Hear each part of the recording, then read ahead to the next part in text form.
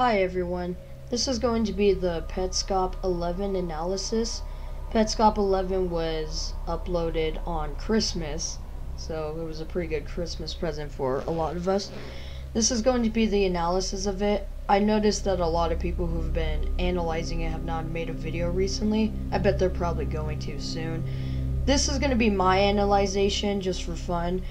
My analyzation may not be as good, but I'm going to try my best. If you do not like it, then that is okay. You can have your opinions, but this is going to be my analyzation. Thank you for watching. Hope you guys enjoy.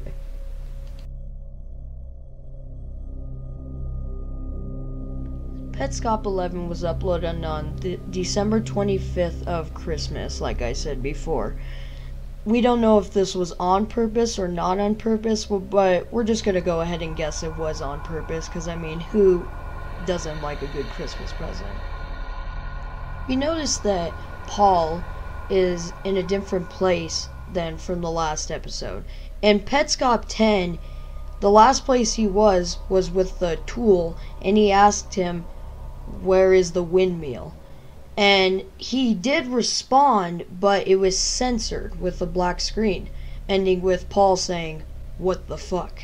And then the video just abruptly ends like that. Well, when we go into this video, he's back in the green grass plain of darkness, but he still has that key on top of his head, like he's still holding the key. So he must have done something off camera. The video starts by cutting into Paul talking about a sentence of some sort. This means that whoever was editing the video cut out other pieces of footage for whatever reason. For once again the same reason, like censoring. I mean, Paul has censored a lot of stuff for no reason. Signs along the way that I ignored, because it would have been a completely ridiculous idea to me.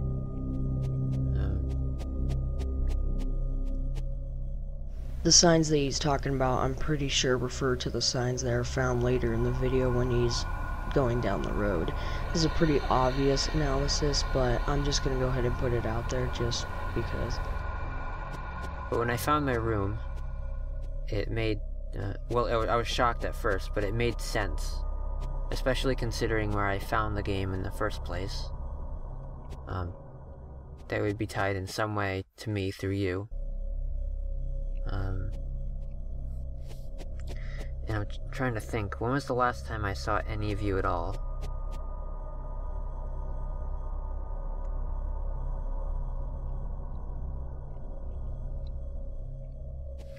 It had to have been like 1999. I was a kid. I was a small kid. Tiny kid. Once again, he is talking to you or his friend, and he's talking about the last time he saw him, and he's saying that the last time he saw him was in 1999. That's a pretty long time ago. So if you're wondering what I'm doing right now, I have a drawing that I could scan and send to you. I just came home and drew this big drawing. And it's still, you still need an explanation on, because the drawing is not very clear. Scribbles really, but you need the visual to understand the explanation, right? So you need both.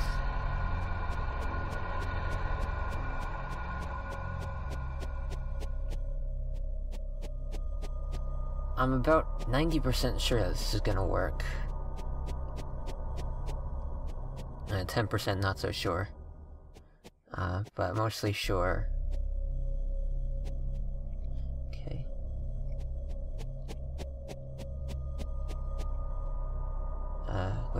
Wait, I think I did that wrong. Start again, wait.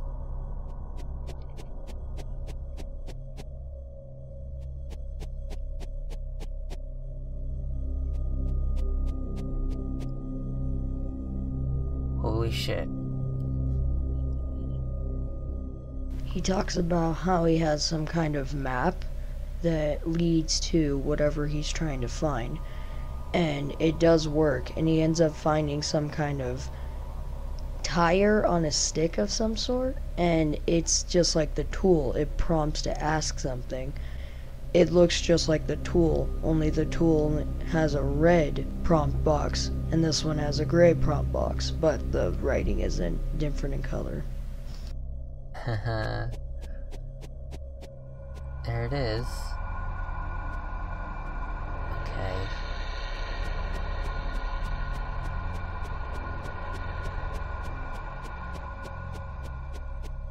So he finally finds what I've been talking about, that tire on a stick. I'm gonna go ahead and call it a tire to rid some confusion, but he walks around it for a duration of time and it spins as he walks around it. I don't know if he was trying to trigger something in that duration of time, because he was pretty quiet. I'm not sure though. So this one we wanna... what do we wanna... I wanna ask about the house. We wanna ask where is house? Paul goes on to say that he's going to ask it where is house. When he does, it starts spinning one direction. When he follows it up, he finds the road that then leads to the house. So he was obviously correct going the way the tire was going. That's not what I was expecting, actually. I guess a road makes sense, but it's not visually the same thing that I was expecting to see. See what the camera just did there.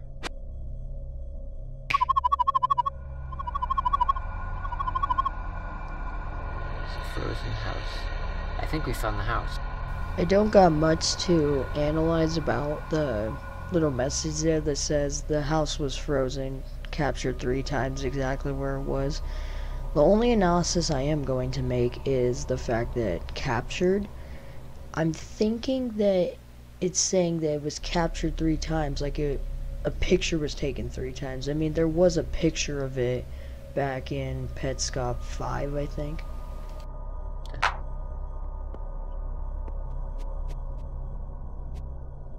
We just found the fucking house. Once again, guys, we all know that Paul has the greatest commentary in the world. We just found the fucking house.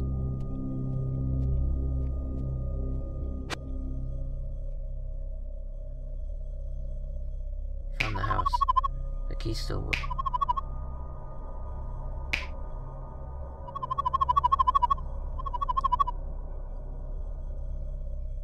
What? Paul, with the key that he's been holding for a long time above his head, goes to the door and uses it to unlock the door. It unlocks, but he's prompted with a message saying he can't open it. And I think this is because the protagonist has no arms.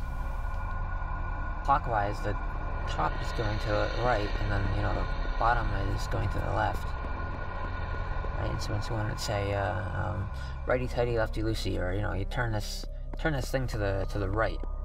And I mean, I still get confused about that. Because, I mean, well, I know it's always the top, but, I still have to think. I have to think. Well, we have the door open now, so... He explains how he gets confused when it comes to righty-tighty and lefty-loosey. Like, he knows it really well, but he has to think about it every time. But then after doing what he did, the door was open. So whatever he did, he opened the door. I mean...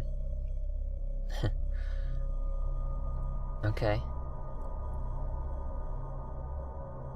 So when he enters the house, he is greeted by a picture. Now, this picture obviously creeped everyone out. I'm gonna brighten it here in a second, but it's just so creepy that in the right corner you can just see this scary ass face. You could even tell that Paul himself is just kind of like, okay.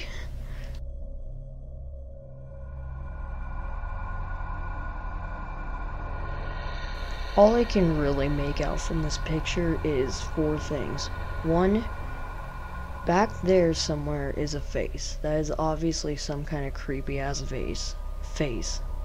I don't know who it is, but it's pretty scary. And then I see a table with a rocking chair, and then behind that chair looks like Care, maybe? It's someone, but I'm not sure if it's specifically Care, A, B, or NLM. It's probably not even Care altogether, but that's what I'm gonna go ahead and go with. Now, after looking at this photo, and after making that part where I was talking about it, I've noticed a lot of things already. I'm pretty sure someone is teaching someone how to play the piano. If you look at the table, it actually starts to look like a piano. You can see the keys, and then you can see the parts above it. You can even see like the little like ring going above it. But then if you look at the creepy face and then look below it, it looks like he has like an arm of some sort. I don't know why he has this creepy face on him. And then obviously in front of the piano is the chair, and then behind the chair is whoever is being taught playing the piano. That is obviously a person, but I don't know who, if it's Care or someone, but I'm just gonna go with Care. I'm sticking with Care.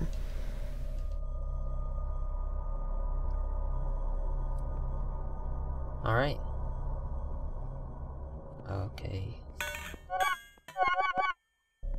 It's interesting. Got people appearing and disappearing.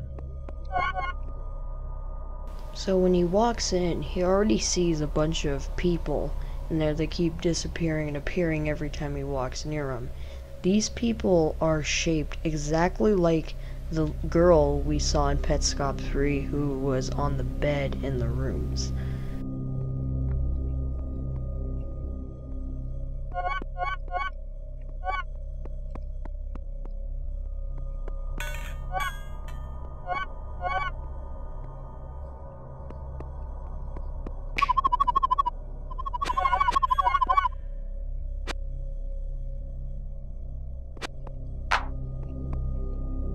When Paul walks into the house, he finds gifts on the ground. He picks them up, but then he walks down the hallway and he finds a text box with blue text and white gradient. Where have you been? Why were you gone for such a long time?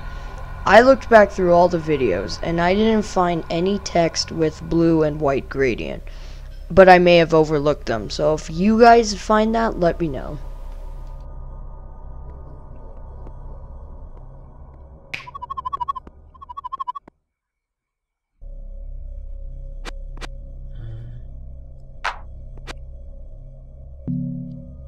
Got a couple of calendars here.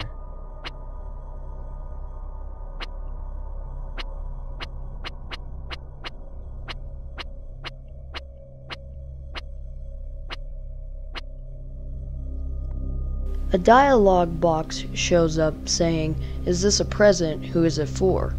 with the same blue and white gradient. And then after that, he finds two interactable calendars. He chooses the first one and he cycles through all the months.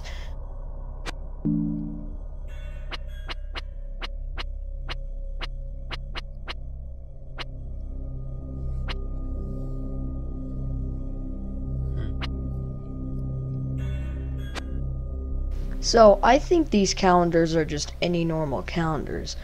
I'm not sure what the highlighted green is for, but I'm pretty sure that the first calendar is a normal calendar, and then the next one is a calendar for the leap year. Because on December, the 25th is moved over. So that's my best guess, but that's probably not what it is. So these are different years. We got this green here. Starts off like a checkerboard, then whatever this is, and then weekends. Then it's green every day. Oh.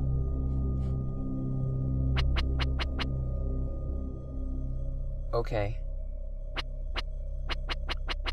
I don't know if you got that immediately. Yeah, so June to November. Yeah, on that topic, I don't remember meeting this girl at all. I don't remember knowing her at any point. And I remember you saying that we are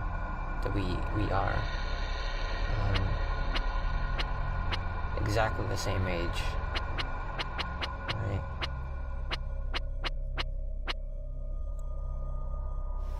It honestly sounds like Paul is talking to someone off camera. We can't hear him, but he starts talking about this girl.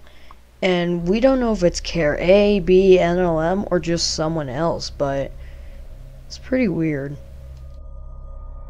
I just don't remember even hearing about anyone going missing. Right? I don't have a single... I remember her going missing. I remember anything like that. I mean, I was a kid. But even then, it could have been one of those periods when we weren't visiting very much, but it seems weird. Right? Because I don't know if you can verify these dates, but 5th of June, 10th of November, right, when she went missing and when she was found, right? And the 25th here, I'm wondering what the animation means there. Right, how the number is animating a bit. Because, right, the 25th of December on both calendars, but they're different years. So I don't know if it means it's the 25th of December in this house, but then it's 2 different years. So that's... He then starts talking about how the girl was missing and then found. He's basically saying the days that were green were when she was gone, and then the days that weren't green were when she was found, or it's the other way around. But he's talking about how he doesn't remember it as a kid, so it's weird. He's almost connecting the calendar to his real life, so that's pretty weird. And the funniest thing I find about this is he doesn't know why 25th is animated, which we all know is a big joke, because it's like, hey bro, it's Christmas. It's like, he's basically trying to act like it's not Christmas. I do agree there's a resemblance.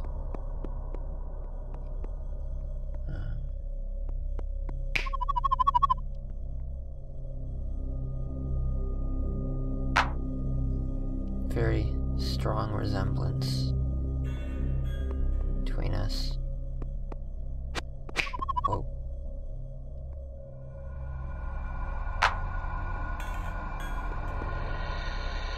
He then walks around the couch where the family was sitting, and then he walks by this sign, and then there's a text that shows up, "Can I use the bathroom?" It's just plain white. And then when he walks by the bathroom, the blue and white gradient text shows up, of course. So I was thinking before there was gonna be their mom and dad, but I kind of didn't want to jump to conclusions. But I'm definitely thinking it's probably their mom or dad now that this question has been asked. What?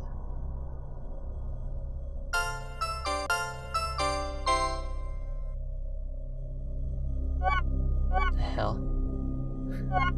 That was an experience.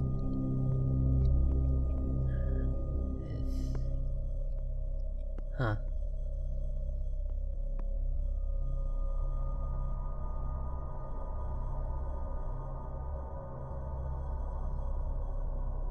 He walks into the bathroom, but then like another view of some sort closes up to the TV with cheery music in the background. It also stuttered once for some reason, and I'm not sure why.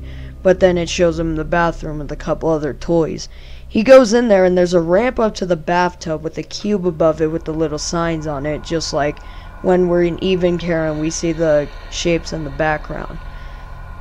He goes up the ramp a couple times, and then he goes up there, and then the game freezes, and he's back onto the title screen.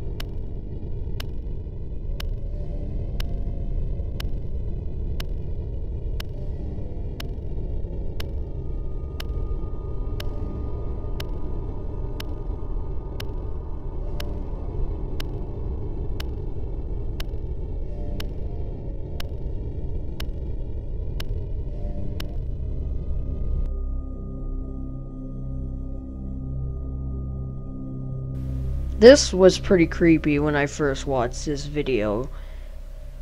It shows him on the title screen for a long duration of time, and then it fades out and shows that it's playing a demo. He's in that area in Petscop 2 where he sees the cars driving over the road. Well, it goes down there with the clock in front of the screen slowly ticking.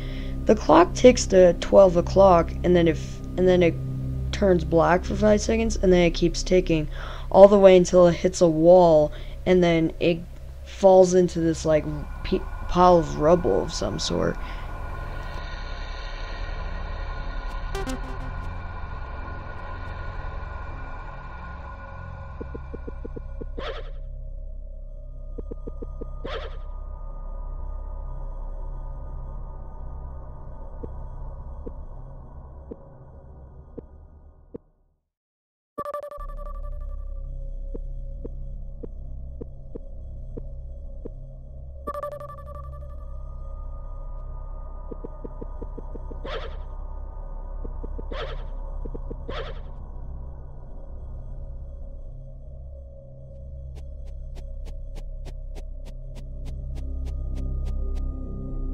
I'm not very informed on what this P2 thing is because I don't know much about the PS1.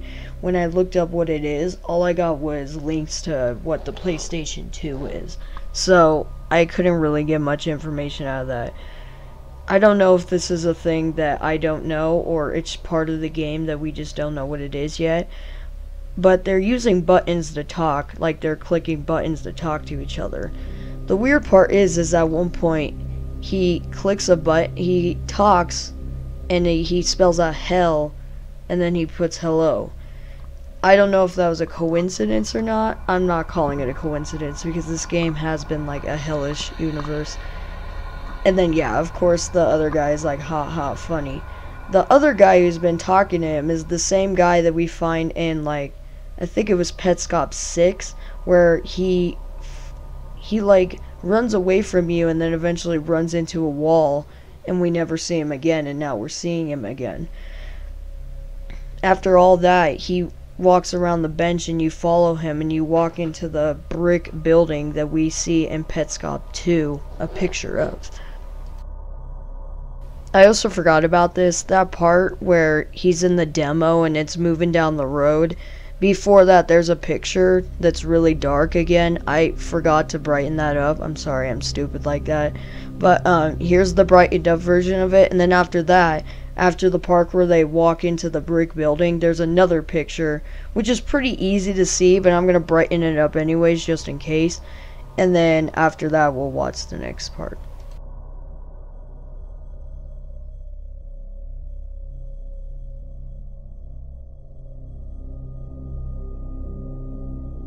So, if we brighten up the first picture, it looks like this picture was taken around a corner, and it looks like it's in a brick room with a picture of another kind of person.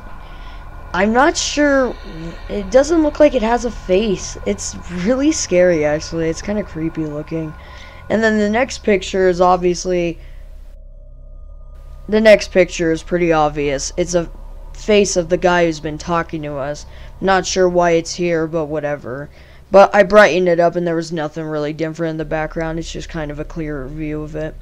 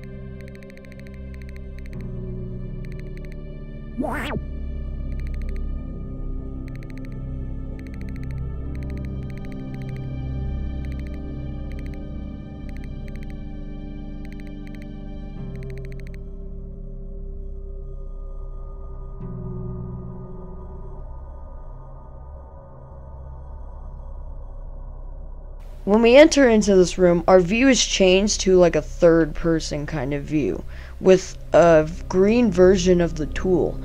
And it's almost like what you use to interact with things. He walks around, finds some items on the ground, but he sees lockers and wooden doors, almost like a school. I'm going to assume that this is a school now, and I think I speak for a lot of people for that. He continues to walk around, but then at one point his view is flipped and now he's looking at the person. It's pretty death glare-ish. But then he finds a locker with a lock on it. He then tries to unlock it, but it doesn't work. And he then uses the tool to kind of interact with it, and then he sits there and then it just ends like that.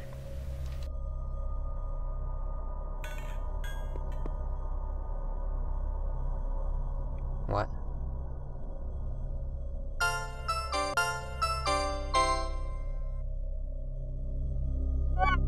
The hell? That was an experience.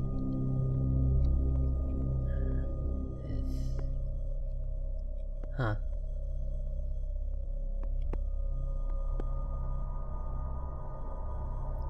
Hey. I could have sworn I just saw above the bathtub those white blocks with the symbols on them. We were seeing some of those before. I could have sworn I just saw one of those right there.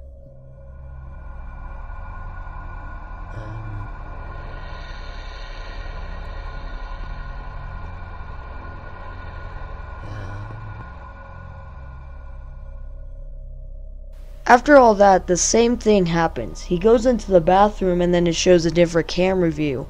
Only this time it zooms out from the TV to the same place it was before.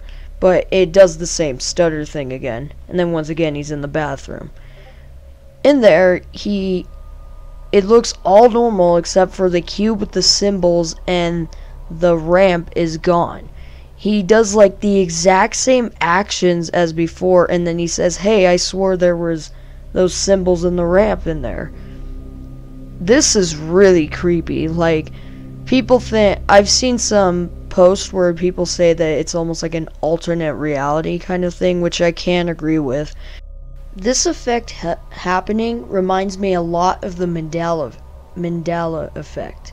The Mandela effect is when you think and you've always known that something has this feature but it really doesn't.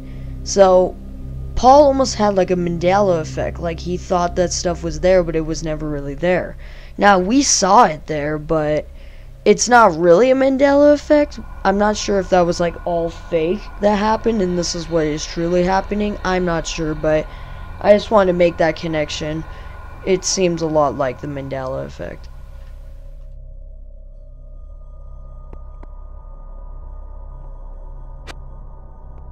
Everything's different now.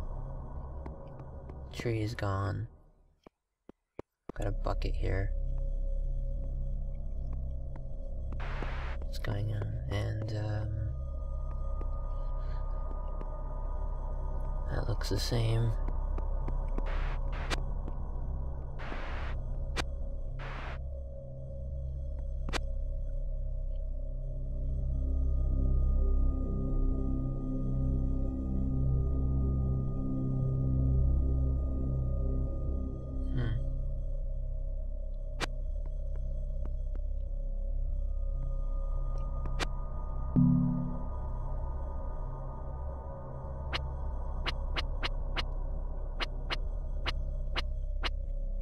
5th. I don't know if I can find out.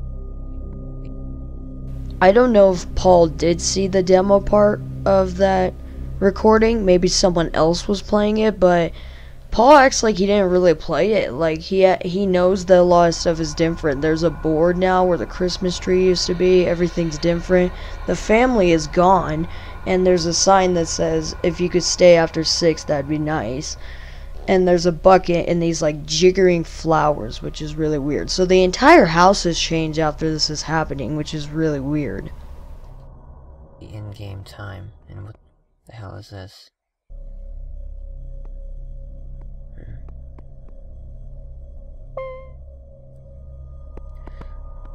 Another care. Can I get on this bed? I'm supposed to get up on the bed.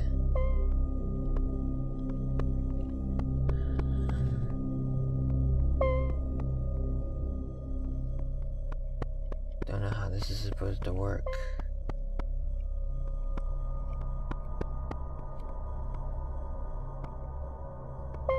Yeah, I don't know. I don't know what we can do here.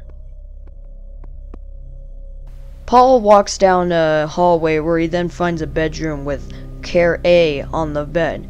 It's just any normal bedroom, except Care A can't be touched. There's almost like a barrier around her every time he walks up to her. And in the background you can hear a small...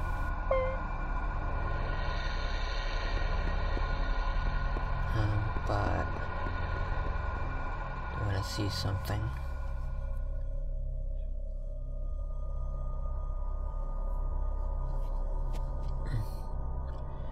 Oh, we're free now, that's good. I'm interested in this window. I don't really know what to do, but if we could,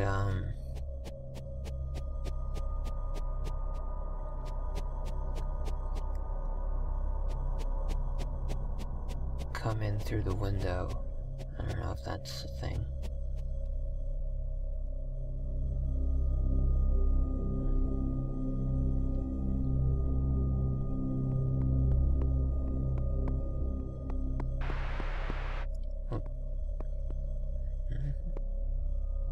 So he exits the room and goes out of the house. He goes around the house and his camera can now freely move. He goes around and sees the bedroom that connects into Care's bedroom. I'm going to assume that that's Care's bedroom. And then he walks around the house, finds another window, and then enters back into the room.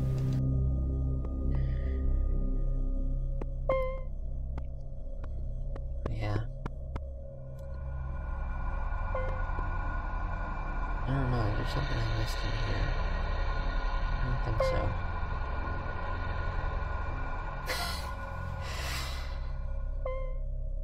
It's a fun thing. Fun thing that just happened. I didn't do that. I can't close doors. I can't open doors either, so I also can't, yeah. That's fun. I don't know, I mean, I know it. I know what it wants me to do now. Yeah.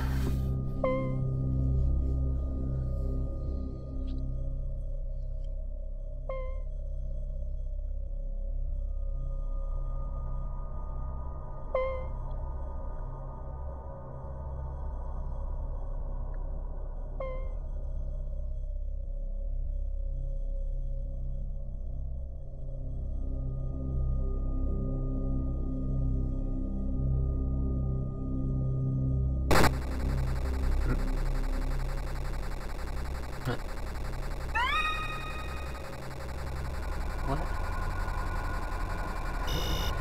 Uh-oh. Paul then walks back into the room, and I assume he walks into the closet of the bedroom, and the door then just shuts on him. He is kind of slightly annoyed, you can kind of tell by his voice, but he can't open up the door, and then he eventually thinks, hey, I know what this wants me to do. I don't know if he triggered it or it was something that was going to happen based off of the game, but the character that we've seen before who disappeared from the wall jumps through the window, like the only jump scare in the entire series. He jumps through the window and the air conditioner does this like glitch effect, and he basically captures Care like he's a different player, and then walks and then jumps off the bed and runs away. And then it has a dialogue box with the yellow and white gradient. Care left the room.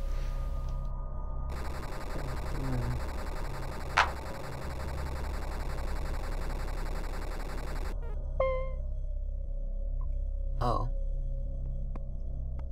Just gonna put everything back where it was. Still can't, right, so... oh, shit. Where? Shit. Where did he just come from? Bathroom?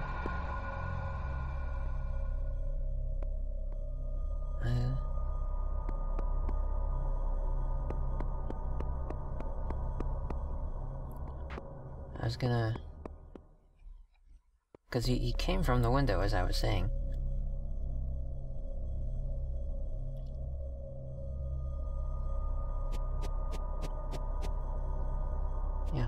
Yeah, now there's a cute little ladder there.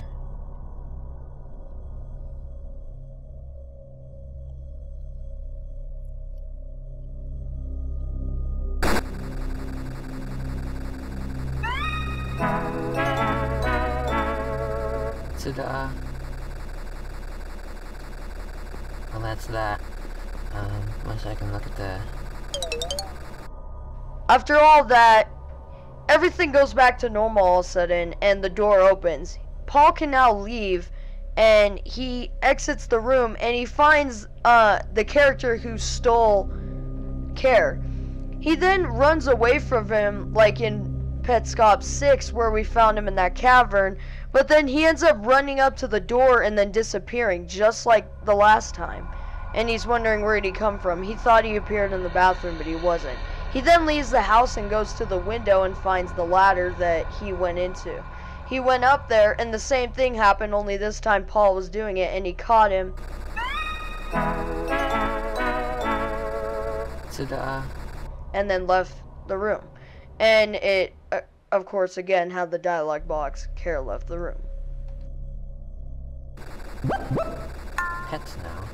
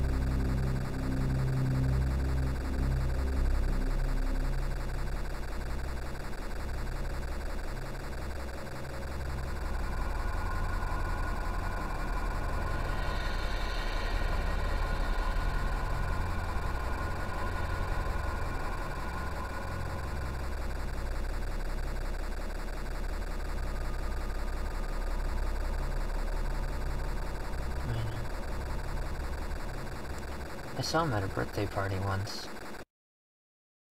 So as we all know, for every character in Petscop, there's a little description. The description for Care A starts out with saying, I told you all we would never find Care A. When Care A goes missing, she goes missing forever. It then goes on to say that my brother didn't want to find him because we all know we were looking for Michael A. Now, I find it weird that it said him. I'm not sure if that's a typo or it's actually like referring to someone else. And then Michael A is probably referring back to Michael Hammond that we found a grave of in Petscop too. And then it goes on to say, I'm back, this is my present for you, like, once again referring back to Christmas. And then it says it started in 1996 for Marvin. I wonder if it means like she went missing in 1996 for Marvin, like this is the present for Marvin. I went missing, this is my present for coming back. Not sure though. And then he goes on to say, if you think they're worth any effort, see if you can save Care B or NLM. Care B is in the school, of course. So, we now know where Care B is, and Care NLM is the Nobody Loves Me. And then it goes on to say, fuck you all, and fuck me as well. Merry Christmas, check your bathroom now. And then it says Rainer.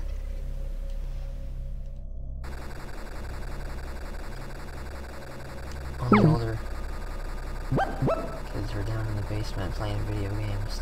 Hide from everyone. He was down there too. He's older than the rest of them now.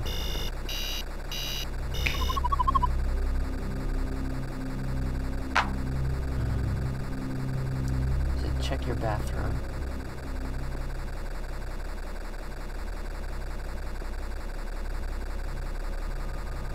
I don't know.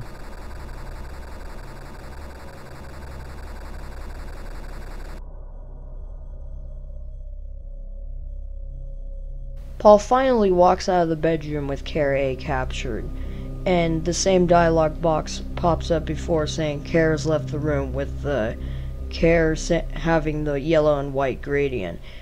It does say, the message did say check your bathroom, which he did go do, and when he walked in there, Paul is confused that nothing has happened, and then eventually it goes black for a couple of seconds, and then he's back in the demo where he's in the school.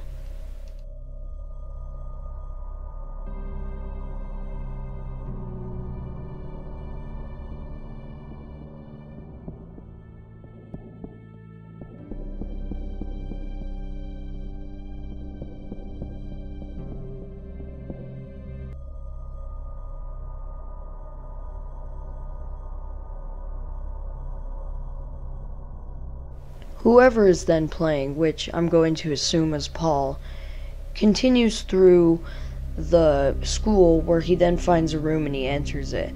Once he enters in, there is a little loading screen with the piano. Now, I analyzed this piano and the brightened up picture that I thought was a piano too, and they don't look too similar. And I am also going to brighten up this picture now.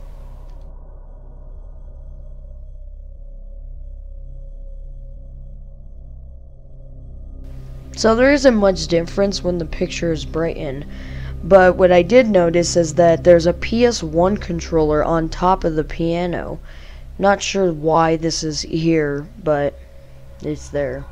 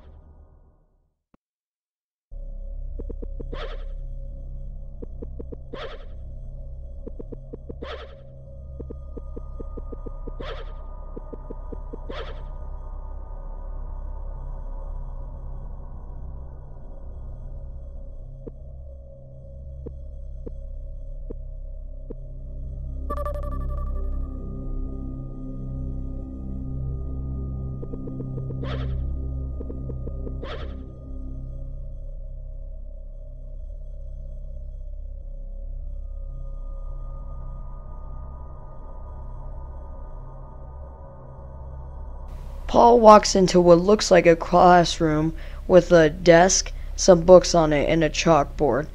We then find the same green-faced person that we followed into the school. He then says, "Play music for baby, she will become melody." A triangular shape appears. When Paul picks it up, it says, "Play Needle's piano now," and then he plays for a long time. After a while, it then starts to get to this more sinister tone, and then the green-faced person says, "She tripped and fell and is lost." And then eventually he says, "Stop," and then Paul says, "Sorry," and then he says, "Tiara plays bad music too. Do it right next time." And then Paul says, "Sad," and the green-faced man responds with, "Okay, Paul or pal." It's spelled P-A-L-L. And then the video just ends just like that. Thank you once again to whoever watched this video. If you didn't like it very much, that's okay. I just wanted to make this analyzation video mainly because I wanted to try out new videos, and also because I wanted to analyze the video just to make sure, like, if I find something, I can let the fans of Petscop know. So if you guys didn't like this video, that's okay. And yeah, we all know that I just can't speak sometimes. I'm always trying to say something else and I have to stop myself. But I hope you guys liked it, and thank you if you watched to the end. And if you could like the video and subscribe. I know everyone says that, but it would be nice if you could do that. Thank you, and see you later.